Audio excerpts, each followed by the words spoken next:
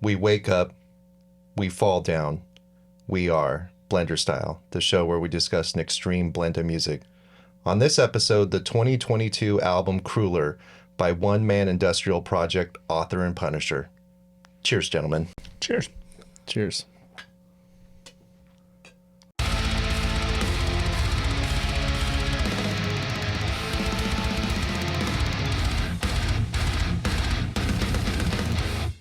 I sort of got into author and Punisher on the previous album, Beastland. Mm-hmm. I wasn't very familiar with the stuff before that, but I had heard the buzz about this guy because it's like a one-man project and he makes all of his own instruments and stuff like I that. heard that. And so when I saw this come out earlier this year in 2022, I wanted to check it out and see what you guys thought. Are you guys familiar with author and Punisher? Never heard of them? Never. I thought it was two guys. It's not. It's one guy. It is. Did you think one was author and the other guy was Punisher? Yeah, I thought one was author and one was Punisher. Now I know it's just author and his middle name's N and his last name's Punisher. Author A Punisher. I first heard of author and Punisher from seeing Phil Anselmo with a shirt. Oh, and really? I was like, what is this? And he actually released two releases on his label, Housecore Records. Yeah, I was going to say they were signed to Housecore before. Yeah, so I think he actually produced one of the albums. Mm-hmm. So that was my introduction. That's how I got into him. Okay, so you checked him out back then. Yeah. Yeah, I'm not super familiar with all author and Punisher stuff. I kind of went back and listened to a lot of it. It's very, it's industrial for sure. Mm-hmm. Kind of droney, I guess. It's not. It's hard. Not fast. No, not really. It's pretty slow actually. But it's not really my wheelhouse. Like I don't get into this type of music. Like the closest I do is like Nine Inch Nails. I love the Broken album. We reviewed that. But like some of the other groups that are similar to this, like Godflesh and The Body, I just never listen to this stuff. So I'm not super familiar. Mm-hmm. Have you gone, since listening to this, have you gone? Yeah, I went back and listened to the other stuff. Godflesh is great, man.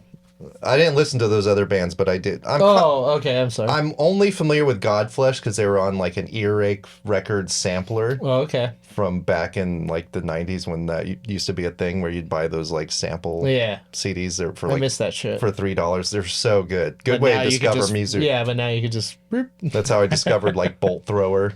That's tight. Yeah, some good stuff back then. So yeah, this is definitely industrial. This I don't want to say this band. This artist is definitely industrial, right? And this release though has a little bit of like a pop feel to it. It's a little bit more moodier. It's a little bit more swaying, you know? Yes. It sounds like a robot dying but slow dancing at the same time.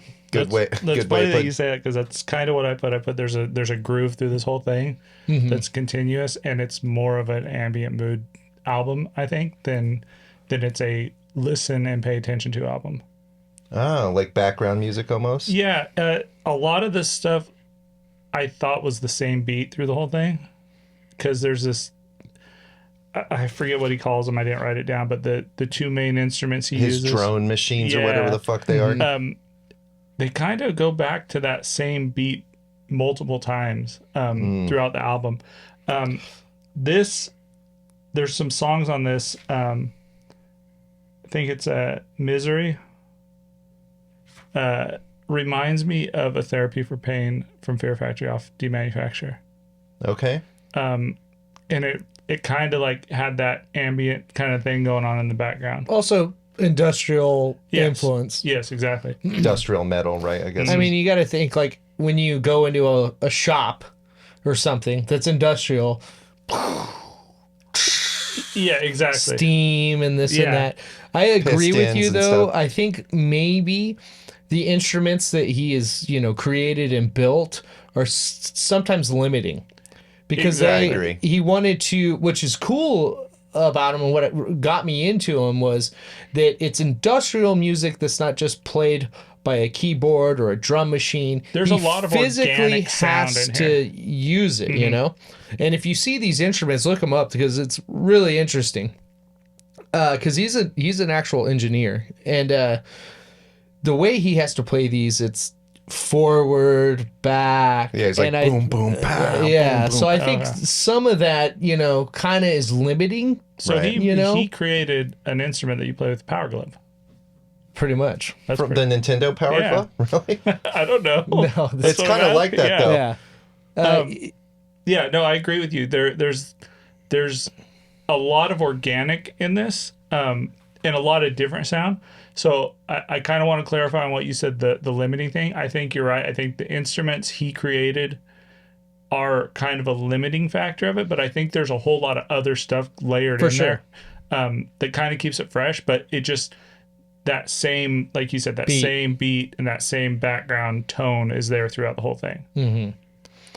And I think it's really noticeable on the earlier stuff, which was like Beastland. That's the one I listened to before this. It's way heavier, For sure. and this is like way more chill. So I feel like he's starting to like become more experimental. Not that's probably not the right word, but more like he's changing It's up accessible. Yeah, it's more accessible. He's changing up his sound using the limitations of those machines he Okay. builds. So he's like starting to really find more of a groove and able to like work with the limitations of this, which is like how a lot of good art is created. And I think this is just a little different than, Beastland. And I think the next release that he probably does will be a little different too, because I think he's taking the element that he has made and using other elements to create something different. You know what I mean? And I love that it's uncompromising, but it is accessible. It's accessible. Like, I feel that it's very dirty, very nasty, but at the same time, It feels like an old factory. It really does. It feels like this was made. It feels like parts of this were made. This guy just went into an old like refinery or an old metal factory, like a steel mill, and just started making sounds with crap he found laying But around. especially the first track is like really easy to get into. Oh yeah, yeah. There was a lot of stuff on here that I caught myself going, man, this is repetitive, but at the same time, just kind of bobbing my head to it, like, and really grooving with it. And it kind of made me mad because I didn't want to like it. Because Yeah, the first song's long as shit, and it doesn't feel long to me at all. it doesn't. And it made me not want to like it because this is like early Nine Inch Nails, which I didn't like because of their industrialism. Like, and I feel like this is right up that alley. But I I agree. think there's enough traditional, like, kind of guitar and other tone and stuff in here to kind of bring it more into like the modern sound. And the mix on this with all the different stuff going on is really good. Sounds And awesome. even his vocals are really good. Sounds awesome. It blends perfectly. And he uses that like a machine he sings into as well Okay. to like distort his voice. See, I didn't research any of that stuff. I just saw that he made his own instruments, and I was like, "Oh, that's cool. I'm gonna look that up." And then I never did. You should, dude. There's at least one YouTube video where he talks about it and he goes over all of it, and it's really fascinating. Yeah, I think there's like a couple little mini documentaries that you can watch on YouTube and stuff. And when I talk about it though in like a uncompromising and accessible way, I guess I'm talking about this album that way because I am a fan of this project, and this release, his vocals even are less, like you said, that it's less aggressive. In fact, at sometimes he even reminds me of Chino from Deftones. Oh yeah, Wow. I did get that feeling a little bit. So like I think it's just this album is definitely a little. It's still moody. It's still angry. I think you still get these angry elements of it, but it's definitely just accessible and easy listening at the same time. But it's So I also, think, it's like emotionally vulnerable too. for sure. And this is what I was about to say was that there's also like kind of like, I don't want to say political, but there's all the lyrics in this are pretty serious, and maybe they are in past releases, but I got into the lyrics a little bit more with this release, and it's almost like maybe there's a reason for that, maybe, so you can really understand what he's saying. And then also I that, like how you said, he's like, this old industrial sound, but he's bringing new elements into it, in the sense of like, if familiar sounds like Stranger Things. If you've seen Stranger Things, Yeah. there's elements of that, the synth that's going on with it and stuff. So it's like kind of like a old man, new industrial sound. He's kind of doing something new here. Yeah. Did you guys like the Portishead cover, Glorybox? I honestly didn't even You didn't realize that. I'm a Portishead fan too, and I didn't even get You that. didn't catch Yeah, that? I didn't I even- was singing I it didn't even when we catch that came in either. here. Oh, Well, that's why I didn't realize it. Yeah, I love Portishead. It's No, because we don't know how to sing on tune to anything. no, yeah, we suck I had the at doing words that. right, maybe, but definitely not the melody. It's pretty different than the Portishead's, Yeah, because I didn't even. right? Because he's doing his own instruments and stuff like that. It's okay. Like the original's way better. Portishead's an amazing band. Glorybox is the song, and it's. I feel like it almost feels like he started with that song, like he wanted to do a cover, and then that kind of like set the tone for the rest of the album, because it's like Portishead's a trip hop group, way more accessible. They're on MTV and stuff like that. And I wonder if he kind of like started there and is like, I kind of like this vibe, like Portishead vibe, so I'm going to kind of make the rest of the album like that versus more hardcore, like industrial metal or whatever. Like I said, there's definitely a pop influence here, even like it sounds 80s at times. Look at the album artwork, it's The album not. artwork on this is really cool. Oh, it's really badass. I like it. I like it. I like how it pays homage to his like industrial. Like I think there's a big dump truck on the front, like stylized. Yeah, I in didn't the even back. know what it was really. I like the colors and stuff like yeah, that. that's what I'm saying. Like It's cool. definitely. But the thing is I gotta say this. This is not my favorite release by him. Okay. I kind of don't really like the pop elements that he's going into. Oh, really? I kind of don't really like the Chino vocals. Like I do. I like this album. I don't dislike it, but I kind of like the more aggressive, in your face. And see, I think I would releases feel the from same him. way. I might have to go back and listen to it. I feel like this was the one I got the least amount of. But to kind of touch on the pop synth thing, I was reading somewhere, I think it might have been an interview on I don't remember what site it was, where he had said something about he started the ideas for this while he was out on tour with Tool. So maybe that had some influence on like the kind of more poppy sound because of what he was surrounded with at the time. Well, the Tool's not very poppy. But That's I probably mean, why he more has the two accessible. But guests. they're more accessible. Yeah. Yeah, maybe. Yeah. Yeah, like maybe he kind of like the influence of what's around him at the time is what really does it. And maybe back at the beginning albums, because he was more in that industrial engineering kind of position that was more edgy. I think he's just opening up more as an artist, and I think the landscape is getting a little bit more broader.